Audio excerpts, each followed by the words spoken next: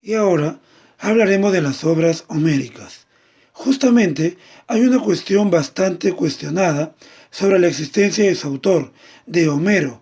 Incluso en la antigüedad misma no se sabía dónde había nacido el Aedo.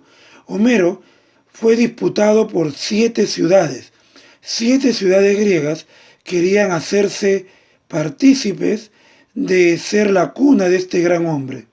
El caso es que hasta ahora se discute su existencia y han salido teorías que sostienen que Homero quizá nunca existió, sino que es una metáfora para demostrar la sabiduría de los antiguos griegos.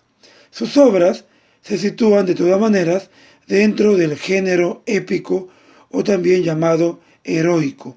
Las obras de Homero estaban escritas en verso, eran cantadas.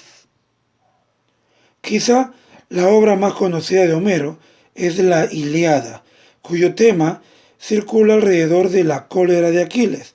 Recordemos que en esta obra a Homero no le interesa contar ni el inicio ni el final de la guerra de Troya, sino un episodio que le ocurre al principal héroe Aquiles en el 9º año de la guerra. Hay un momento en que Aquiles decidirá no participar en la guerra y esto va a generar distintos conflictos dentro del campamento griego. Y su otra gran obra será la Odisea, cuyo tema será el viaje del retorno del héroe Ulises. Esta obra es posterior a la guerra de Troya y por esta obra Homero nos va a explicar que justamente la manera en que se gana la guerra es con el ingenio del protagonista, Ulises u Odiseo. En esta obra va a enriquecerse con muchas técnicas que en la actualidad utiliza nuestra narrativa.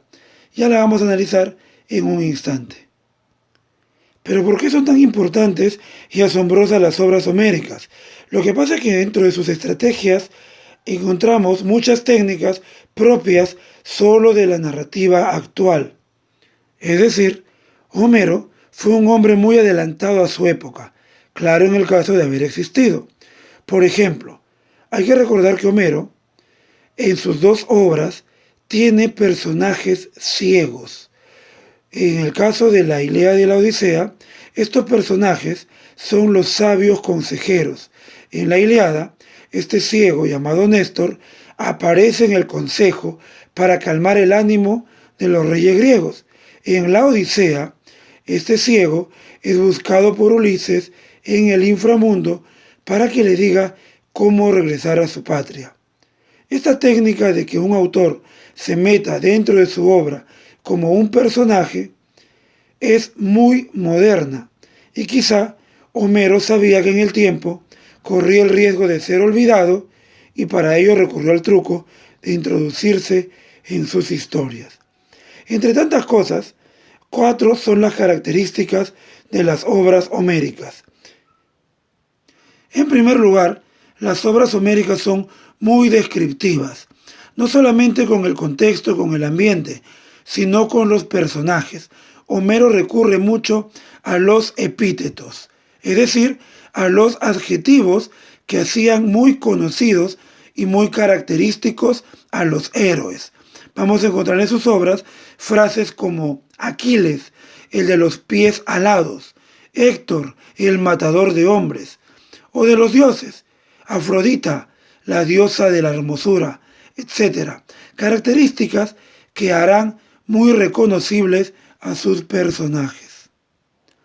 Una segunda característica gira en torno a la oralidad, y no nos referimos a que Homero contaba las historias de viva voz, sino porque en la historia pareciera que Homero conversara todo el tiempo con su interlocutor.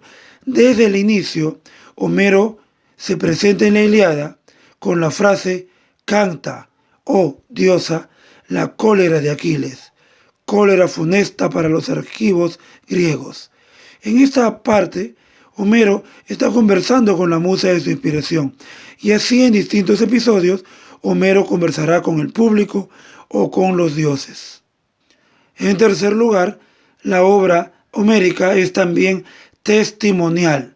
Todos los personajes cuentan cosas de otros héroes no porque se lo contaron, sino porque ellos estuvieron allí. Hay un episodio en la Ilíada donde Aquiles se niega a pelear y su amigo Patroclo le dice: ¿recuerdas por qué vinimos a esta guerra?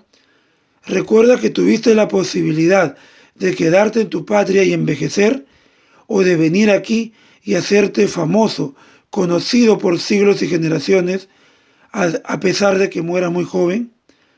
Patroclo tiene el derecho de decirlo porque él fue testigo de este suceso anterior. Y así en toda la obra hay narraciones de sucesos donde los personajes estuvieron, y esto le da credibilidad y veracidad. Y por último, las obras de Homero fueron cíclicas. Y en realidad esta es una técnica que pudo haber utilizado el Aedo, Homero, para poder recordar sus obras. Recuerden que se dice que él fue ciego y sus obras son de muchísimos versos. En la obra vamos a encontrar episodios donde empieza todo con una armonía, viene el conflicto y luego la solución del conflicto. Y se va a mantener este ciclo en todas las historias. Todos los protagonistas, todos los personajes de sus obras atraviesan estas situaciones.